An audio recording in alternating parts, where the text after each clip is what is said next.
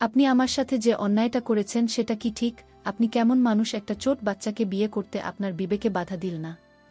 আপনি বলুন, আমি কি স্বামীর সমস্ত দায়িত্ব পালন করার বয়স হয়েছে? তখন আমার স্বামী বলল, আমাকে তোমার জ্ঞান দিতে হবে না। এখনকার যুগে 7-8 বছরের বাচ্চা মেয়ের সংসার করতে পারে। আমি তার উত্তরে বলেছিলাম, আমি পারব না। আমার বয়স 17 বা 18 না হওয়া পর্যন্ত আপনি আমার কাছে আসবেন না। সে তখন আমায় জোর গলায় বলল, এত দম আমার কাছে পছন্দ না। তোমার বিয়ের বয়স হোক বা না হোক সেটা আমার দেখার বিষয় না। আমার কাজ আমাকে করতে দাও। এই কথাটা বলে সে আমাকে একটা ধাক্কা মেরে কাছে ফেলে দিল। তারপর জোর জবরদস্তি করে আমার সাথে সারা রাত।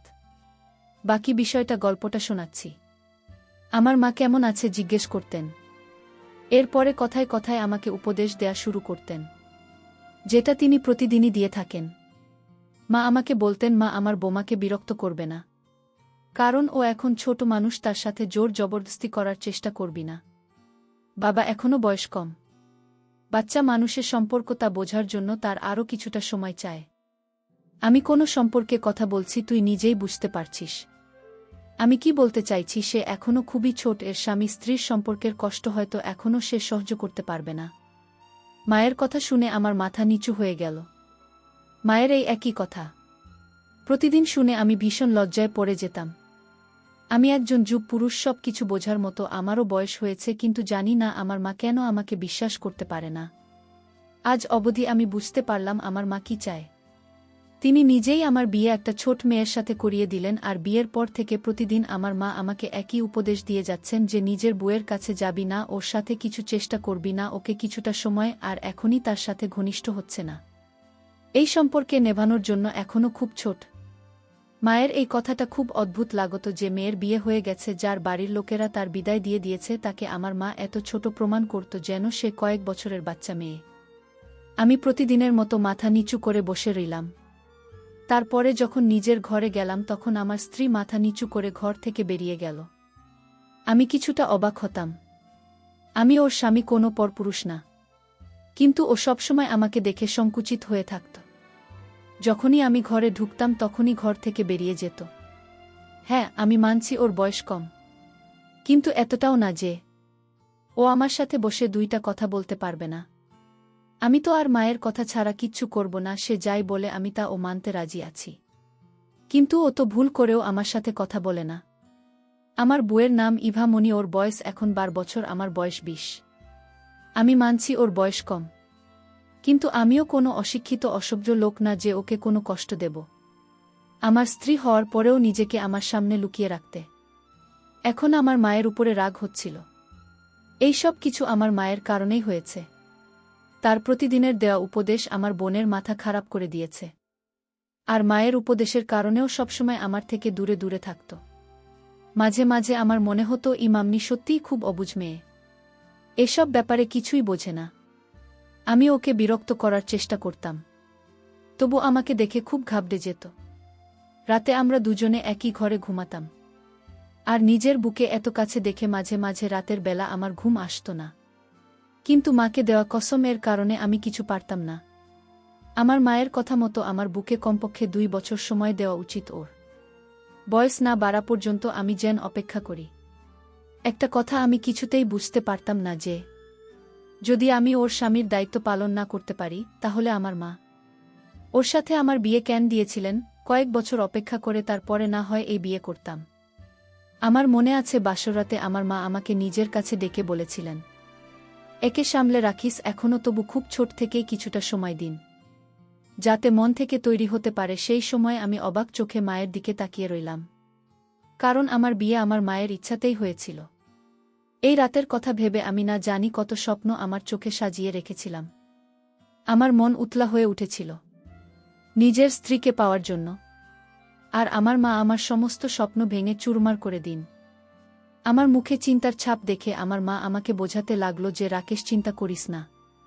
বেশ কিছুদিনের ব্যাপার, যখন সম্বন্ধে ব্যাপারে বুঝতে শিখবে আর বড় হয়ে যাবে তখন তুমি নিজের বিবাহিত জীবন শুরু করিস।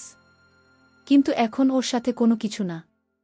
যদি কিছু উল্টোপাল্টা হয়ে যায় তাহলে আমরা লোকের সামনে মুখ দেখাব কিভাবে? মায়ের কথা শুনে আমি অবাক হয়ে গেছিলাম। তিনি নিজের যুবক ছেলের বিয়ে দিয়ে এ কেমন কথা বলছেন?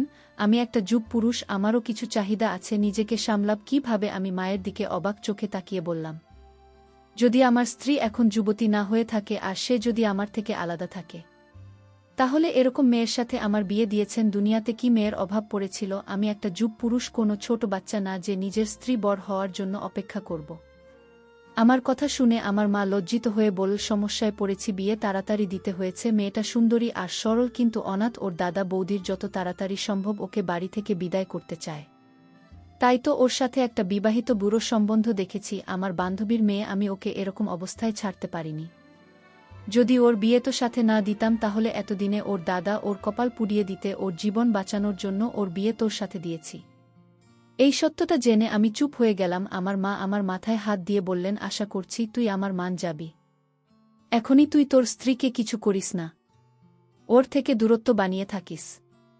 মায়ের এরকম কথা শুনে আমার রাগ তো হয়েছিল, কিন্তু আমি তবু চুপ করে গেলাম। আমার মনে হয়েছিল যে আমি কোন ছোট মেয়েকে বিয়ে করেছি, কিন্তু যখন ঘরে গিয়ে বুকে দেখলাম তখন তো অবাক হয়ে গেলাম।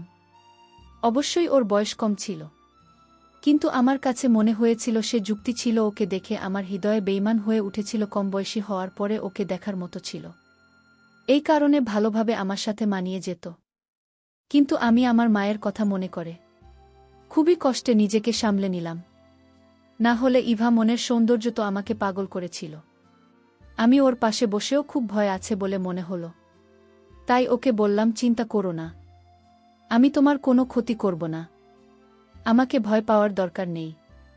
আমি যখন ওর পাশে গিয়ে বসলাম তখন সে ভয়ে আমি অনুভব করতে পারছি যে ওর চোখে জল এসে গেছে, ওর গোলাপি মুখ ভয়ের কারণে সাদা হয়ে গেছে। আমি ওকে সান্ত্বনা দিয়ে বললাম, ইভা মনি, তোমার এতটা ভয় পাওয়ার দরকার নেই, আমি তোমার সাথে কোনো জোর করব না। আমি অবাক হয়ে ভাবছিলাম যে ও আমাকে দেখে এতটা ভয় কেন পাচ্ছে। ওর চোখে মুখে ভয় পরিষ্কার বোঝা যাচ্ছিল, যদিও আমি কোনো শব্দিত টাইপের মানুষ না। সবে মাত্র কিছুদিন আগে আমি চাকরি পেয়েছি আর আমার মা হঠাৎ করে আমার বিয়ে দিয়ে দিলেন। আমি তো এই হঠাৎ বিয়ের কথা শুনে হতভম্ব হয়ে গিয়েছিলাম। আমার ছোট ভাই পড়াশোনা করার জন্য বাহিরে আছে, মা ওর জন্য অপেক্ষা করেন, এই সময় সেখানেও পরীক্ষা আছে। আর এদিকে আমার বিয়ের তোড়জোড় চলছে। আমি আমার ভাইয়ের কাছে ফোন করে ক্ষমা চেয়েছিলাম। তখন ও আমাকে বলেছিল, কোনো ব্যাপার না দাদা, আমি সব জানি, কিন্তু পরীক্ষা আছে বলে আমি আসতে পারছি না। সামনের পুরো মাস আমি খুব ব্যস্ত থাকব। তুমি বিয়ে করে নিজের বিবাহিত জীবন ভালো করো, আমাকে নিয়ে চিন্তা করার কোনো দরকার নেই। ভাইয়ের রাগ না হওয়া আমাকে পুরোদমে অবাক করে দিয়েছিল।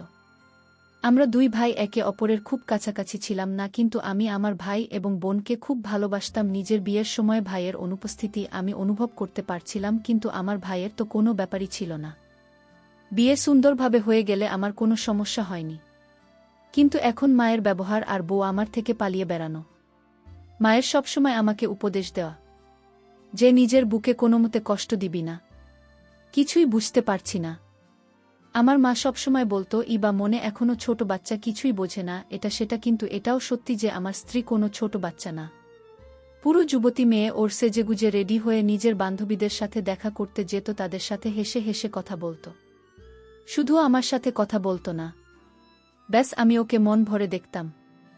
কিন্তু আমার মাথায় সব সময় আমার মায়ের উপদেশ ঘুরতে থাকত। কিছুদিনের মধ্যেই আমার মেজাজ খিটখিটে হতে লাগল। সাধারণ ব্যাপার নিয়ে আমি রাগান্বিত হতাম। আমি একটা যুবক ছেলে, আমার আবেগ আমাকে শান্তিতে থাকতে দিত না। আমার বউ আমার বিছানাতে এক সাইডে শুয়ে থাকত।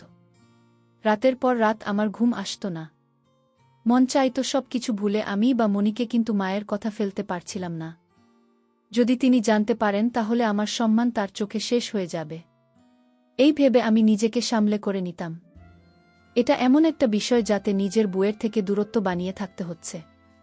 এখন আমার অফিসের কাজে মন বসছে না। আমি মনে প্রাণে চাই তা যখন আমি ক্লান্ত হয়ে বাড়ি ফিরব তখন আমার স্ত্রী এসে আমার যত্ন করবে। রাতে যখন ক্লান্ত হয়ে ঘুমাব তখন সমস্ত ক্লান্তি ভুলে ওর সাথে শান্তিতে। আমার মন চাইত যখন সেজেগুজে রেডি হয় তখন আমি ওর প্রশংসা করি, ওর জন্য বিভিন্ন গিফট নিয়ে আসি। কিন্তু আমাদের মধ্যে এরকম কোনো সম্বন্ধই নেই। যদি আমি ভুল করি ওর জন্য কোনো গিফট নিয়ে আসতাম বা কখনো প্রশংসা করে দিতাম তখন এমন ঘাবড়ে যেত যে আমি কোনো অপরাধ করে ফেলেছি। ওর সুন্দর মুখের উপরে ভয়ের ছাপ স্পষ্ট ফুটে উঠত, আরও তাড়াতাড়ি করে দৌড়ে আমার কাছ থেকে পালিয়ে যেত। এই সব কিছুই খারাপ লাগত। তাই আমি বা মনিকে অবস্থাতেই ছেড়ে দিলাম। কিন্তু চাইলেও আমি ওকে দেখা করতে পারছিলাম না। আমরা একই ঘরে থাকতাম, একই বিছানায় ঘুমাতাম। আমি তো তবু ওর স্বামীও যখন সেজেগুজে থাকত তখন আমার চোখের দিক থেকে সরতই না। আমার এইভাবে তাকানো আমার মা বুঝতে পেরে যেত, আর আমাকে পেয়ে বলতো, তখন এটা কী রকম ব্যবহার? আমি দেখছি তুই বা মনের দিকে একটু বেশিই নজর দিতে শুরু করেছিস। তুই কি আমার কথা ভুলে গেছিস? মায়ের কথা শুনে আমি লজ্জায় পড়ে যেতাম। মাকে খুব ভালোবাসতাম, তাই মায়ের কথা অমান্য করে কিছু করতে পারছিলাম না। তাই আমি মাকে বললাম, যদি তুমি আমাকেই বা মনির থেকে আলাদা রাখতে চাও তাহলে আমার বিয়ে কেন ওর সাথে দিলে? আর যদি আলাদা রাখতে হবে ওকে তোমার ঘরে শোনাও, আমার ঘরে পাঠিয়ে না। আমার নিজের উপর সামলাতে খুব অসুবিধা হয়। আমার মা ও অদ্ভুত, আমি ওকে দেখতে পারবো না, আমি কিছু করতে পারবো না। যখন আমি অফিস থেকে ক্লান্ত হয়ে বাড়ি ফিরতাম তখনও রান্নাঘরে কাজে ব্যস্ত থাকত, আর খাবার খেয়ে ঘরে এসে ওকে এক পলক দেখার জন্য আমি ঘন্টার পর ঘন্টা অপেক্ষা করতে থাকতাম, কিন্তু ঘরে আসতো না। ক্লান্ত শরীরে অপেক্ষা করতে করতে যখন আমি ঘুমিয়ে পড়তাম তখনও চুপচাপ এসেই বিছানার এক কোণে শুয়ে পড়ত। এরকমভাবে কাজ ছিল একবার। আমি নিজের উপর কন্ট্রোল করতে না পেরে তার পাশে গিয়ে যখন বসলাম আর তাকে যখন বললাম, তোমার হাতটা বের করো, আমি আজ তোমায় একটা গিফট দেব, সে যখন না করছিল আমি তাকে বললাম, হাতটা বের করে বলছি, আর এতেও চিৎকার চেঁচামেচি করতে শুরু করে দিল। চিৎকারের আওয়াজ শুনে আমার মা ও ঘরের মধ্যে এসে বলল, আমাকে হাজারটা কথা শুনিয়ে দিন বলতে লাগল, তোর লজ্জা করে না? আমি তোকে কতবার বুঝিয়েছি যে ও এখনো ছোট্ট বাচ্চা, ওকে কিছুটা সময়, কিন্তু নিজের উপর একটু কন্ট্রোল নেই। এবার আমারও রাগ এসে গেল। আমি বললাম, না, তুমি আমাকে আরিভা মনিকে বিয়ে দিয়েছিলে কেন? নিজের স্ত্রীকে পাওয়ার প্রাকৃতিক ব্যাপার যেটা আমার ভিতরে জেগে উঠেছিল। আমি কোনো অন্যায় কাজ করিনি। আমার মা এটা জানতো না যে স্বামী স্ত্রীর মধ্যে এভাবে নাক গলানো উচিত না। এই ব্যাপারটা আমাকে রাগিয়ে দিয়েছিল। আমি রাগান্বিত হয়ে আমি সিদ্ধান্ত নিলাম আজ রাতে আমার কিছু করতে হবে। সে না চাইলেও আমি আজ আমার পাওনা আদায় করে নেব। তারপর রাতে যখন তার রুমে গেলাম সে আমায় বলল, আপনার মা নিষেধ করা সত্ত্বেও আপনি আমার ঘরে আসেন কেন? আমি বললাম, সেই জবাব কি তোকে দিতে হবে? এই কথা বলে আমি তাকে বিছানায় ধাক্কা মেরে ফেলে দিলাম। তারপর বন্ধুরা বুঝতেই পারছেন কি করেছিলাম। কিন্তু বন্ধুরা, আমি তা করে ভুল করেছিলাম। কারণ কিছুক্ষণ পর আমার স্ত্রী অজ্ঞান হয়ে পড়েছিল। তারপর তাকে হাসপাতালে নিয়ে গেলাম। কিছুদিন সে সুস্থ হবার পর তাকে বাড়িতে নিয়ে আসলাম। তারপর কিছুদিন পর আমি ইতালি চলে গেলাম।